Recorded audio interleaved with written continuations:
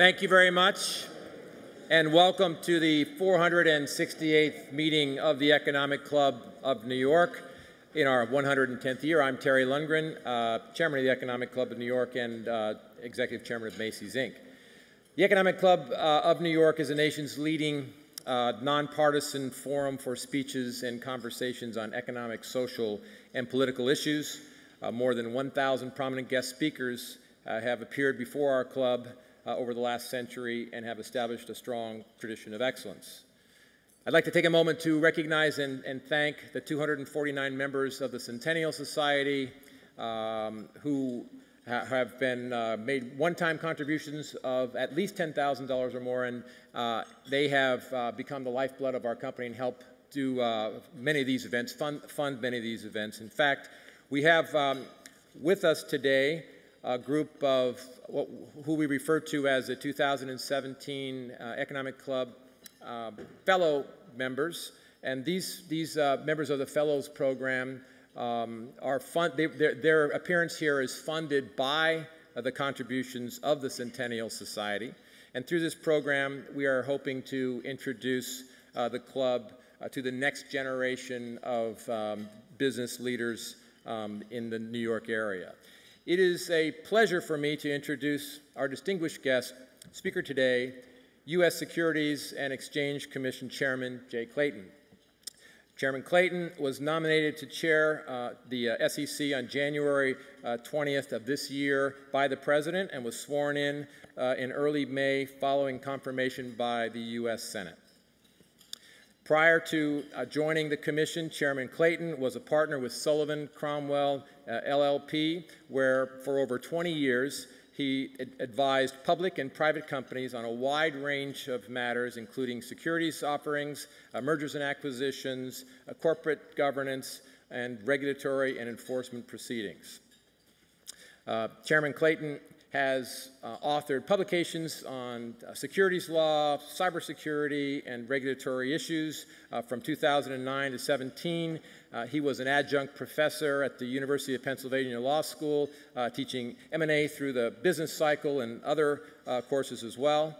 A member of the New York and Washington, D.C. bars, Chairman Clayton received degrees in engineering, economics, and law. He earned his bachelor's degree in engineering from the University of Pennsylvania, where he was a recipient of the Thorin Award for postgraduate studies in the United Kingdom, which enabled him to continue on with his education on receiving his both bachelor's and master's degree in economics from the University of Cambridge. I was also impressed to learn that simultaneously he was the captain of the Cambridge basketball team. And I'm told that Steph Curry studied every move before his final game that Jay made. As a reminder, this event is on the record. We do have media in the room. And with that, Chairman Clayton, the podium is yours.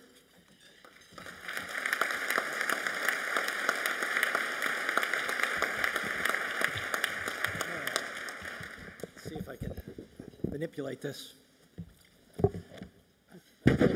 Thank you, Terry. I think the least believable part of that is the basketball part, especially standing next to you. Or a couple preliminaries. It's really terrific to be here. One is mandatory for people in my position, which is to tell you that my remarks are my own. They're not the remarks of the Commission or any other person. The second is to say that, much to my staff's chagrin, and they're going to know me, I often deviate from my prepared remarks. If I make a material deviation, we'll try to correct the record before you make an investment decision. And in any event, let me get started. So this club has established itself as an esteemed and nonpartisan forum for economic discourse. It's an ideal place to discuss SEC policy and the effects of that policy on the U.S. economy and the American people. I intend to do just that in my first public speech as chairman of the SEC. Nearly 6 months ago, my predecessor, Mary Jo White, gave her last public address as SEC chair in the same forum. In her remarks, she stated, I am confident in reporting that the agency is today a stronger protector of investors than ever before, and much better equipped to meet the challenges of the fast-paced, complex, and interconnected securities markets of 2017. I am pleased and very thankful to say I agree with Chair White. When I arrived at the Commission, I made it a priority to meet with staff across the agency. With each meeting, I became more impressed by the breadth of issues my 4,600 colleagues cover, and even more by their dedication. The Dodd-Frank Act of 2010 required the SEC to complete an unprecedented array of congressionally mandated rulemakings, all on top of the agency's usual work. Under Chair White's leadership, the Commission made great strides in this area. Admittedly, there are still Dodd-Frank mandates to be completed, but thanks to Mary Jo and the staff at the SEC, I have inherited an agency that has considerably more discretion over its agenda. Today, I will share with you my perspective on the Commission and the principles that should guide where we go from here. I will then talk about some of the specific areas where I believe the agency should take action in the near term to further its mission. So, turning to guiding principles. I believe in a model of leadership, and here comes a deviation. I recognize a lot of faces in this room, and I've seen you as leaders, and I've seen you root your leadership in principles, and I intend to follow that. So I want to outline 8 of them that will guide my chairmanship. The first is the SEC's mission is our touchstone. The SEC has a 3-part mission: to protect investors, to maintain fair, orderly, and efficient markets, and to facilitate capital formation. Each tenet of that mission is critical. If we stray from our mission, or emphasize one of the canons without being mindful of the others, investors, companies large and small, the U.S. capital markets, and ultimately our economy will suffer. Principle 2, our analysis starts and ends with the long-term interests of the Main Street investor. How do we at the SEC assess whether we are being true to our 3-part mission? The answer, from my perspective, is the long-term interests of our Main Street investors. Or, as I say it when I walk the halls of the agency, how does what we propose to do affect the long-term interests of Mr. and Ms. 401k? Are these investors benefiting from our efforts? Do they have appropriate investment opportunities? Are they well informed? And speaking more granularly, what can the Commission do to cultivate markets where Mr. and Ms. 401k are able to better invest for their future? I'm confident that this is the right lens, and it's the one that the American people would want the Commission to use. I'm also confident that the women and the men of the SEC share this perspective. Principle 3, the SEC's historic approach to regulation is sound. Disclosure and materiality have been at the heart of the SEC's regulatory approach for over 80 years.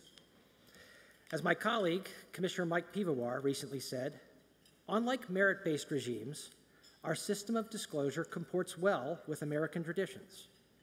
By arming investors with information, they can evaluate and make investment decisions that support more accurate valuations of securities and a more efficient allocation of capital. The Commission, following the guidance of the Supreme Court, should continue to strive to ensure that investors have access to a well-crafted package of information that facilitates informed decision-making. In addition to the disclosure-based rules, the SEC has placed heightened conduct responsibilities on people and organizations that are central to or actively participate in our securities markets. The rules that apply to securities exchanges, clearing agencies, broker-dealers, and investment advisors, to name a few, protect markets and investors where information and market sources alone may not be enough.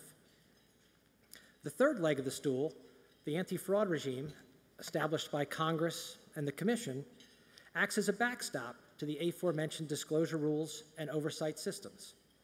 The government can bring to bear its extensive enforcement capabilities on those who try to circumvent established investor protections or otherwise engage in deceptive or manipulative practices. In sum, I believe in this regulatory architecture, and it's the one that has governed us since 1933. Said another way, I'm a realist, and it's abundantly clear that wholesale changes to the Commission's fundamental regulatory approach would not make sense. Principle 4, regulatory actions drive change, and change can have lasting effects. Incremental regulatory changes may not seem individually significant, but in the aggregate, they can dramatically affect our markets. For example, our public company disclosure and trading system is an incredibly powerful, efficient, and reliable means of making investment opportunities available to the general public. In fact, this disclosure-based regime has worked so well that we, not just the SEC, but lawmakers and other regulators, have slowly but significantly expanded the scope of required disclosures beyond the core concept of materiality. These actions have been justified by regulators and lawmakers alike, often based on discrete, direct or indirect benefits to specific shareholders or other constituencies. And it has often been concluded that these discrete benefits outweigh the marginal costs that are spread over a broad shareholder base. But the roughly 50% decline in the total number of U.S. public companies, U.S. listed public companies over the last 2 decades forces us to question whether our analysis should be cumulative as well as incremental. I believe it should be. As a data point, over this 2-decade period, studies show the median word count for SEC filings has more than doubled, yet readability of those documents is at an all-time low. While there are many factors that drive the decision of whether to be a public company, increased disclosure and other burdens may render alternatives for raising capital, such as the private markets, increasingly attractive to companies that only a decade ago would have been all but certain candidates for public markets. And fewer smaller and medium-sized public companies may mean less liquidity for peer companies that remain public.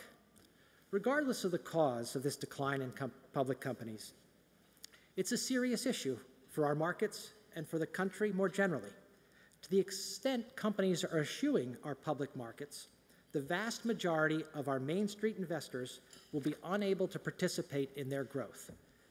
The potential lasting effects of such an outcome to the economy and society are, in 2 words, not good. I'll again deviate. This really matters to me. Our Main Street investors should have access to our growing companies, and we should be doing what we can to facilitate that. Principle 5, as markets evolve, so much the SEC. Continuing with the theme of change, technology and innovation are constantly disrupting, in mostly positive ways, the manner in which markets work and investors transact.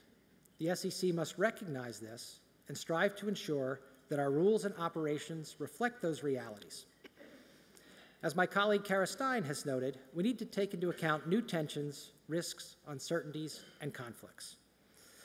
While this dynamic atmosphere presents challenges, it also provides opportunities for improvements and efficiencies. It is our job as regulators to find these. Technology is not just the province of those we regulate. The SEC has the capability to develop and utilize it as well. We do apply sophisticated analytic strategies to detect companies and individuals engaging in suspicious behavior. We are adapting machine learning and artificial intelligence to new functions, such as analyzing regulatory filings. As the SEC evolves alongside the markets, however, we must remember that implementing regulatory change has costs.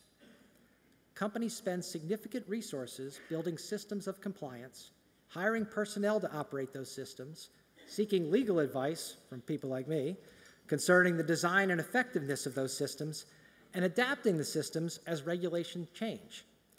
Shareholders and customers bear those costs, which is something that should not be taken lightly, lest we lose our credibility as regulators.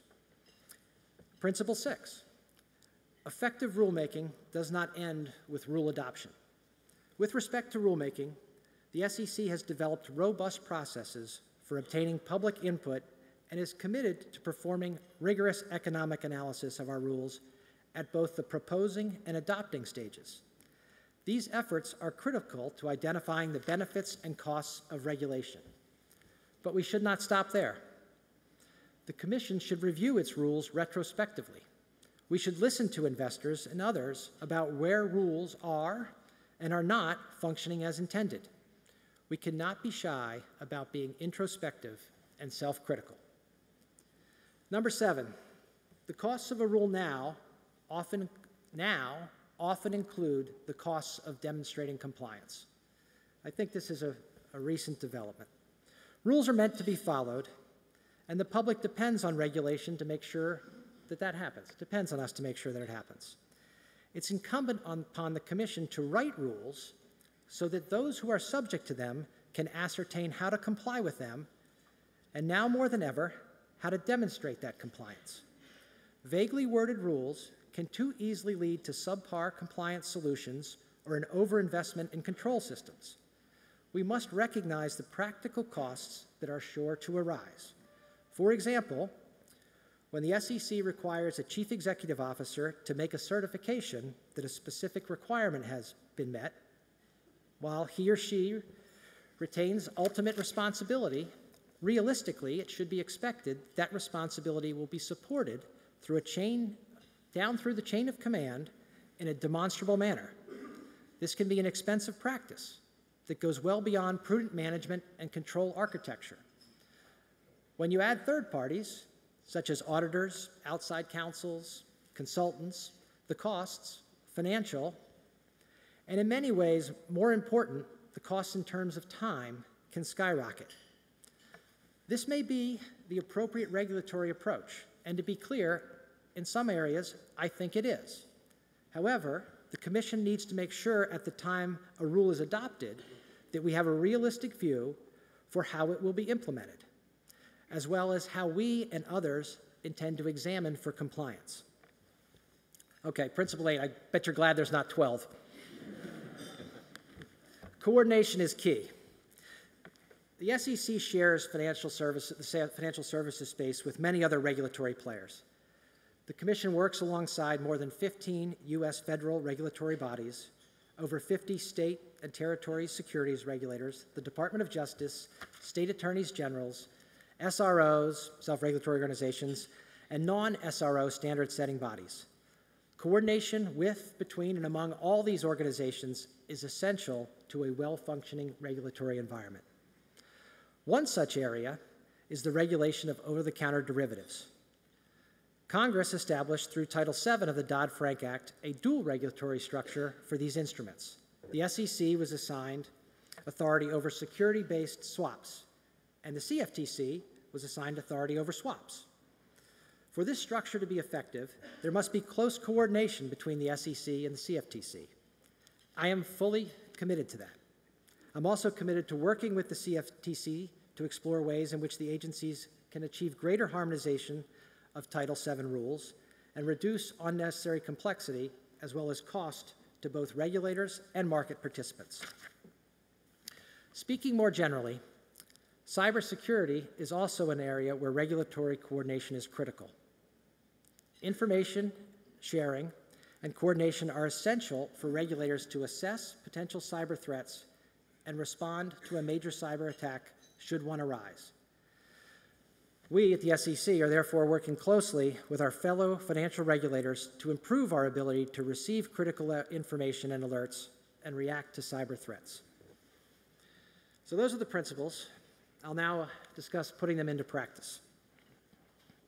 There are some particular places where I see immediate opportunities to apply these principles. I'm going to go through this based on how we organize the SEC. So I'll start with enforcement and examinations. We have a strong and active enforcement and examination program. I fully intend to continue deploying significant resources to root out fraud and shady practices in the markets, particularly in areas where Main Street investors are most exposed. Terms like affinity fraud and microcap fraud sound unremarkable and remote on paper, but they are sinister behaviors that strike at Americans' vulnerabilities. Investors, Main Street investors, should know that the SEC is looking out for them. In this regard, we are taking further steps to find and eliminate from our system pump and dump scammers, those who prey on retirees, and increasingly, those who use new technologies to lie, cheat, and steal. Deviation. Watch the news tonight.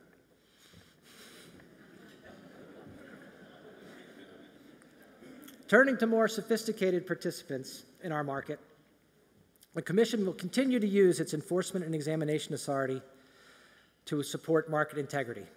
We are committed to making our markets fair, orderly, and efficient, and as liquid as possible. I know that market professionals are critical to and enhance the operation of our markets. I also know that they know the rules and principles, and I expect them to adhere to them and be guided by them. Let me say it this way. You have a special place in our economy. Don't take unfair advantage of it. As a final comment on enforcement, I want to go back to cybersecurity. Public companies have a clear obligation to disclose material information about cyber risks and cyber events. I expect them to take this requirement seriously. I also recognize that the cyberspace has many bad actors, including nation-states that have resources far beyond anything a single company can muster.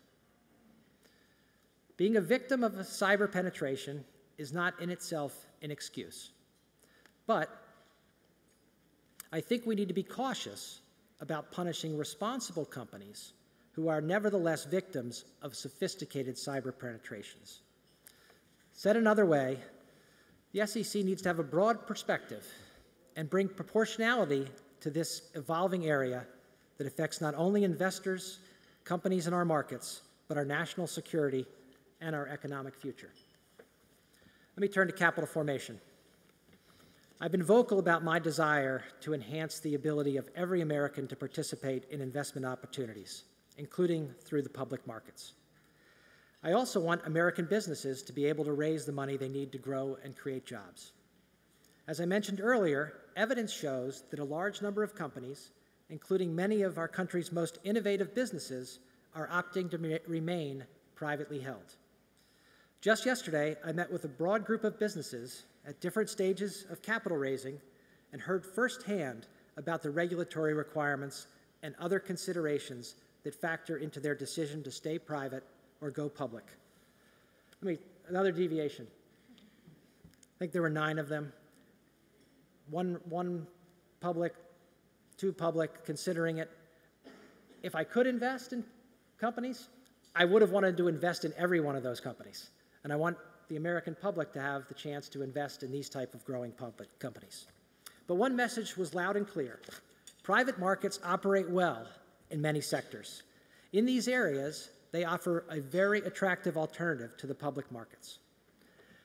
I believe we need to increase the attractiveness of our public capital markets. This is key, without adversely affecting the availability of capital from our private markets, which function quite well. As an agency, we have learned a great deal while implementing the Jobs Act on-ramp for emerging growth companies, or EGCs. The Jobs Act allows issuers with roughly less than $1 billion in revenue to submit their draft SEC registration statements confidentially and phase in their reporting obligations gradually.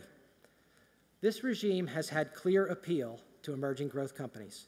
Since the enactment of the Jobs Act, approximately 87% of the IPOs that have gone effective were EGCs. And the vast majority of these companies have relied to some extent on the confidentiality and gradation components of the Jobs Act. Starting this past Monday, the Jobs Act approach is accessible more broadly.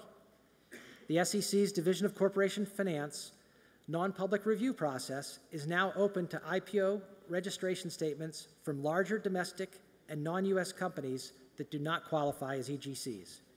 I hope that allowing these companies to submit their sensitive information on a non-public basis while the Commission staff reviews their draft offering documents will encourage them to find the prospect of selling their shares in the U.S. public markets more attractively generally and at an earlier stage in their development. My last point on capital formation is a reminder It's a narrow one, but it's one that can be valuable to companies and investors. There are circumstances in which the Commission's reporting rules, particularly our financial reporting rules, may require publicly traded companies to make disclosures that are burdensome to generate, but may not be material to the total mix of information available to investors. Issuers can request modifications to their financial reporting requirements in these situations. I want to encourage companies to consider whether such modifications may be helpful in connection with their capital raising activities, and assure you that the SEC staff is placing a high priority on responding with timely guidance. I'll turn to market structure. Regarding equity market structure, an enormous amount of thought at the Commission, in Congress, and in the private sector has been devoted to this topic. While there are certainly challenging issues that merit further consideration, I believe it is time to shift our focus to action. One recommendation where there is broad consensus to proceed is the launch of a pilot program to test how adjustments to the access fee cap under Rule 610 of the Exchange Act would affect equities trading. Such a pilot should provide the Commission with more data to assess the effects of access fees and rebates, including maker-taker and other pricing systems, and really give us a sense on small deviation, really give us a sense on whether, liquidity is not free. Liquidity, you have to pay for it, but whether we're getting the bang for our buck on liquidity, whether it's ending up in the right place. It's a question I have. I think it's a question a lot of people have, and we should think about it. I expect the Commission will consider a proposal of this type in the coming months. The SEC has an Equity Market Structure Advisory Committee, known as the EMSAC. This committee has provided the Commission with valuable perspectives, including on the pilot, and many other issues. This committee's charter is set to expire next month. My hope is that the EMSAC tenure will be extended into 2018. This is a segue to another point on market structure. I think the time is right for the SEC to broaden its review of market structure to include specifically the efficiency, transparency, and effectiveness of our fixed income markets. As waves of baby boomers retire every month and need investment options, fixed income products, which are viewed as a stable place to store hard-earned money, will attract more and more Main Street investors. Yet many of these investors may not appreciate that fixed income products are part of markets that differ significantly from the better-known equity markets. I believe the Commission should explore whether these markets are as efficient and resilient as we expect them to be, and scrutinize our regulatory approach, are we doing a good job, and identify opportunities for improvement. To that end, I've asked the staff to develop a plan for creating a fixed income market structure advisory committee. Like the EMSAC, the Equity Market Structure Advisory Committee, this committee would be made up of a diverse group of outside experts who will be asked to give advice to the Commission on the regulatory issues impacting fixed income markets. I am pleased to note in this regard that Chairman Henserling and Chairman Huizenga of the House Financial Services Committee and its Subcommittee on Capital Markets, Securities, and Investment have called for a hearing on fixed income market structure, and I look forward to working with Congress on these issues. I'll now turn to investment advice and disclosure to investors. The Fiduciary Rule. Another area that has been the subject of extensive study is the standards of conduct that investment professionals must follow in providing advice to Main Street investors. With the Department of Labor's Fiduciary Rule now partially in effect, it is important that the Commission make all reasonable efforts to bring clarity and consistency to this area. It is my hope that we can act in concert with our colleagues at the Department of Labor in a way that best serves the long-term interests of Mr. and Ms. 401k. There's a lot of work to do, and this issue is complex. That should not deter us, and we are moving forward. In June, I issued a statement seeking public input on standards of conduct for investment advisors and broker-dealers. The Commission had last solicited comment in this area 4 years ago. Suffice it to say, a lot has happened since then. I believe robust public comment can help us evaluate potential regulatory actions in light of current market realities and risks. And any action will need to be carefully constructed so it provides appropriate and meaningful protections, but it does not result in Main Street investors being deprived of affordable investment advice or products. I encourage the public to send us feedback and any data that may be helpful to us. Let me turn to improving disclosure to investors. We have several initiatives underway to improve the disclosure available to investors. Last November, the SEC staff issued a report recommending ways to modernize and simplify Regulation SK. These are our basic disclosure rules. This report also included recommendations on how to improve the readability of disclosure. The staff is making good progress on preparing rulemaking proposals based on this report for the Commission to consider. The last subject I want to cover is resources to educate investors. No matter how robust our enforcement and examination programs, the reality is the SEC cannot be everywhere. The agency has exceptional tools that can help investors research, spot signs of fraud, and take action to protect themselves. A priority for me is getting the wealth of information that the SEC has in its hands into the hands of Main Street investors through whatever means can reach them. As an example, the staff has efforts underway to simplify and enhance the ability of investors to conduct online background searches on investment professionals and make informed decisions about whether to establish a financial relationship. In this regard, I have a short but important message for Main Street investors. The best way to protect yourself is to check out who you're dealing with, and the SEC wants to make that easier for you to do. So let me conclude by saying that in my 70 days since joining the SEC, I've become aware of some of the challenges ahead. The Commission has no choice but to face any challenges, both the ones we know and those we will come to know, head on.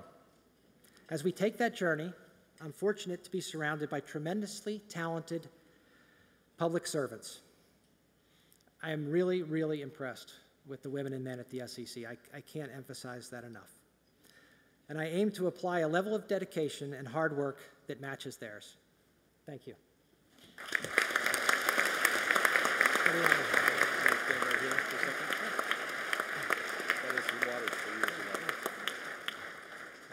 Thank you very much, Chairman Clayton. We're honored that you chose the Economic Club of New York for your first public address in your role as chair of the SEC. We are now going to move quickly into the Q&A portion of today's session. And to do that, we have two very able members of the Economic Club, starting with Maria Bartiromo, who is the anchor and global markets editor of Fox Business Network and Fox News Channel, and Annette Nazareth, who is the partner of Davis Folk and Wardwell, and a former SEC commissioner herself. Maria, you have the first question. Thank you. Thank you, Mr. Chairman, for talking with us this afternoon. My question is about corporate governance. There is a rapidly growing recognition of the adverse effects of short-termism. Will you take a different approach than the previous administration and re-examine the rules that facilitate short-termism and activism? For example, does the SEC promote short-termism by requiring quarterly results and not prohibiting companies from giving short-term future guidance? Will you, through policy, encourage long-term investing by changing the frequency of earnings reports or prohibiting companies from giving guidance for the next 3-month period? Wow. I should have filibustered. Just Sorry. That's a great. It's a great question. It's a great. It's a terrific question. On your specific recommendations, I don't have a comment. I do believe that our markets have all different types of perspectives. I do look to the long-term Main Street investor for guidance, but we benefit from all types of participants. But you identify an issue that is troublesome, and that is that if you ask the leadership of public companies how many days a month they spend on compliance and responding to shareholders, it's a lot.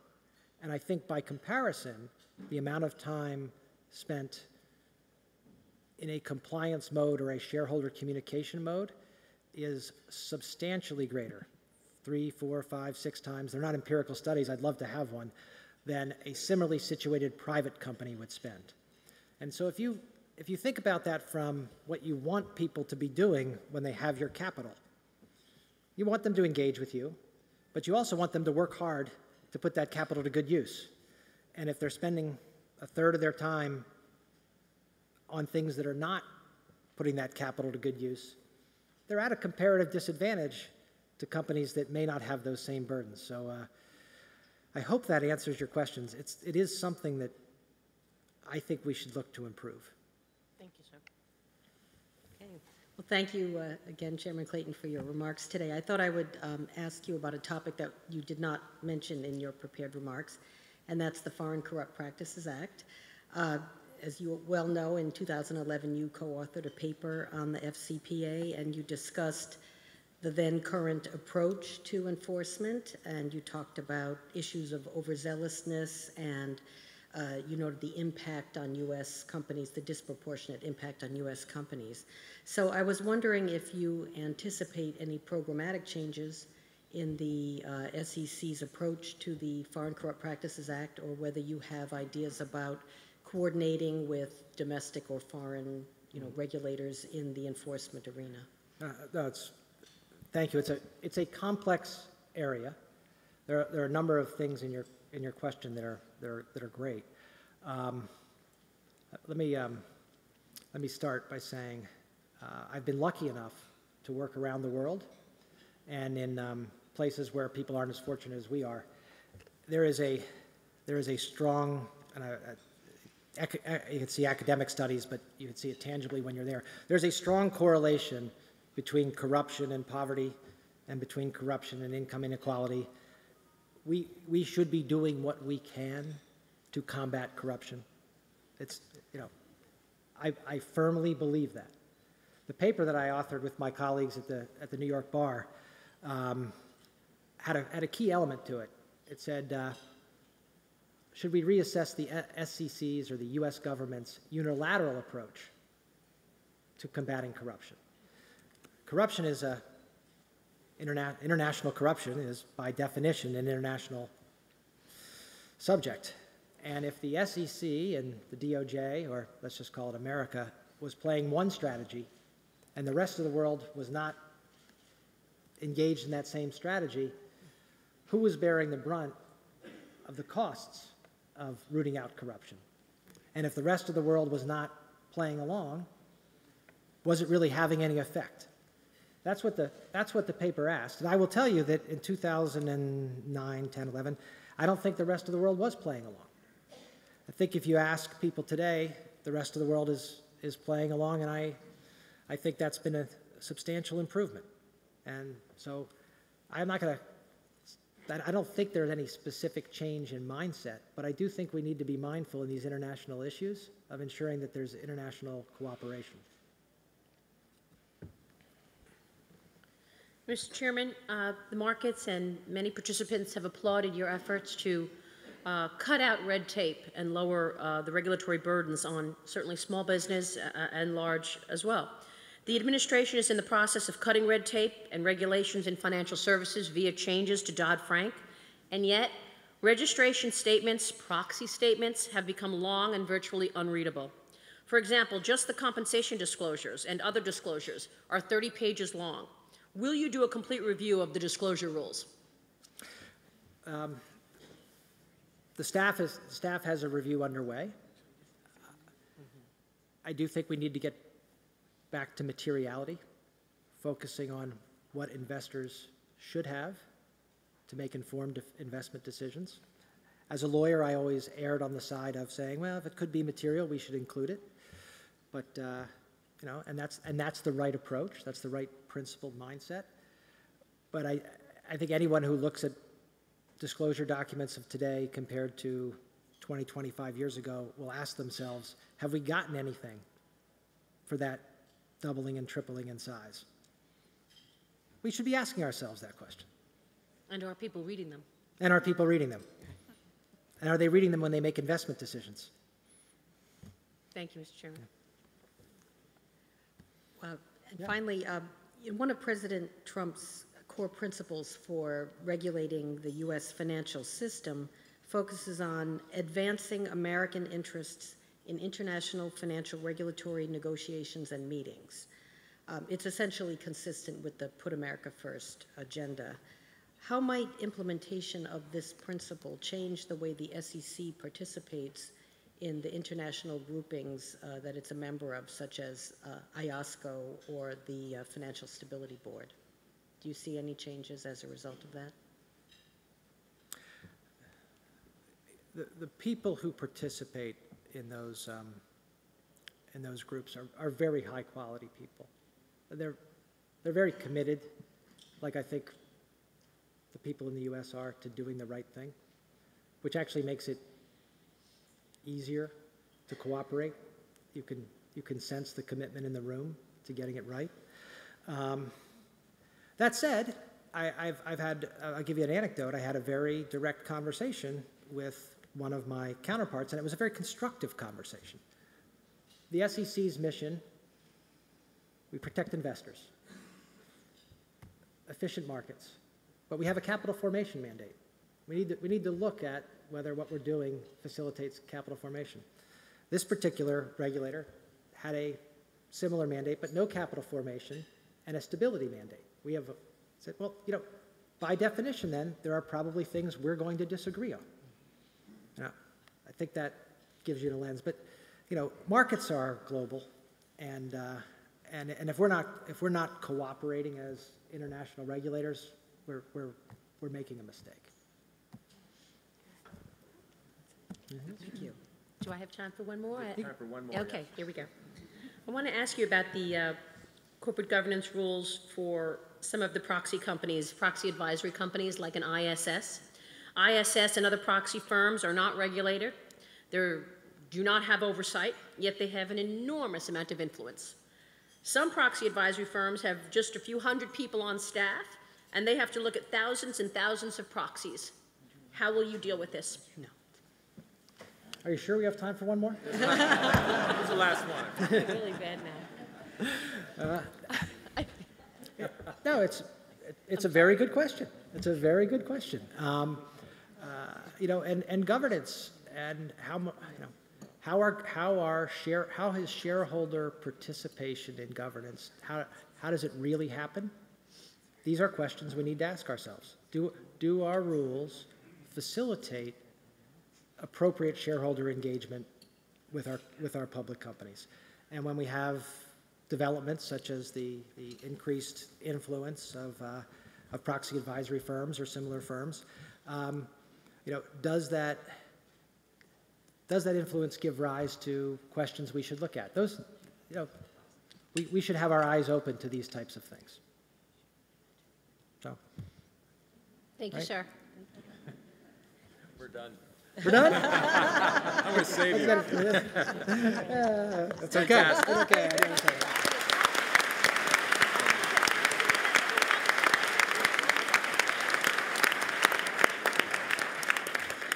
Thank you very much, Chairman Clayton. Very insightful and an important mandate that we'll all look forward to following. This does, and thanks, by the way, Maria and Annette, for your terrific questions. This does conclude our programming for the first half of the year for the Economic Club of New York, and we look forward to re-engaging in the fall. We have already got a dozen very strong programs lined up, including Bill Dudley, of course, who is the Federal Reserve Bank Chair of New York. He will be presenting, as well as CEOs from Walmart, IBM, and AT&T. So already a really good lineup, and we'll look forward to beginning again in the fall. In the meantime, enjoy your lunch and have a good summer. Thanks, everyone.